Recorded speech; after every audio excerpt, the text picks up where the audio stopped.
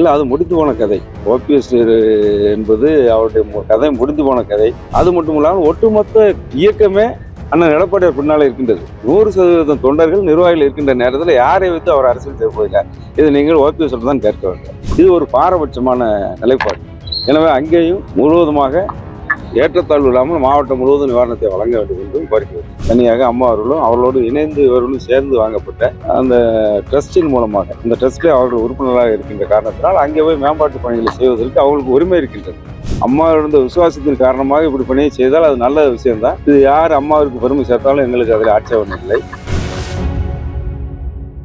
பரவலாக மொத்தத்தில் இந்த வடகிழக்கு பருவமழையின் மூலமாக பாதிக்கப்பட்ட பகுதிகளை சீர் செய்ய வேண்டும், செப்பனிட வேண்டும், விவசாயிகளுக்கு உரிய நிவாரணம் தர வேண்டும்.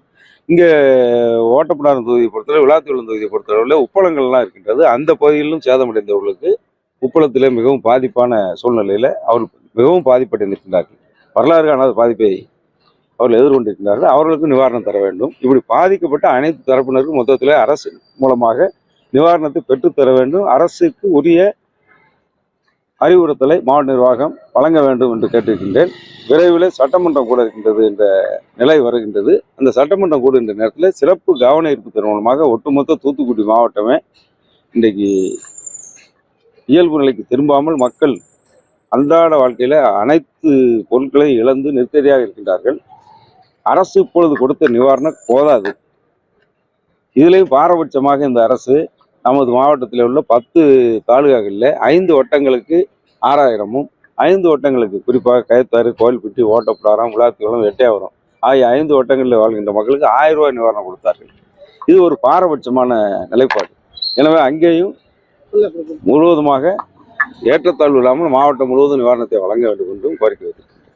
இல்லை, அந்த கொடநாடு என்பது தனிப்பட்ட சொத்து. மாண்புமிகு அம்மா அவர்கள் தனியாக அம்மா அவர்களும் அவர்களோடு இணைந்து இவர்களும் சேர்ந்து வாங்கப்பட்ட அந்த ட்ரஸ்டின் மூலமாக இந்த ட்ரஸ்ட்ல அவர்கள் உறுப்பினராக இருக்கின்ற காரணத்தினால் அங்கே போய் மேம்பாட்டு பணிகளை செய்வதற்கு அவர்களுக்கு உரிமை இருக்கின்றது. அந்த உரிமையை வைத்து அம்மா இருந்த விசுவாசத்தின் காரணமாக இப்படி பணியை செய்தால் அது நல்ல விஷயம்தான். இது யார் அம்மாவிற்கு பெருமை சேர்த்தாலும் எங்களுக்கு அதில் ஆட்சேபம் இல்லை. இது அவர்களுக்கு உண்டான சொத்தாக அவர்கள் இருக்கின்றார்கள். அது வழக்கு மன்றத்தில் முழுவதுமாக தீர்ப்பு வந்து விட்டதா என்னவென்று தெரியவில்லை. இருந்தாலும் அவர்கள் சென்று நான் கொடநாடு சென்றிருக்கின்றேன், அங்கே உள்ள பணியாளர்களை சந்திக்க சென்றேன் என்று சொல்லிவிட்டு அம்மாவிற்கு சிறப்பு செய்வேன் என்று சொல்லியிருக்கின்றார். அது அவருடைய விருப்பத்தை பொறுத்தது. இல்லை, அது முடிந்து போன கதை. ஓபிஎஸ் என்பது அவருடைய கதை முடிந்து போன கதை.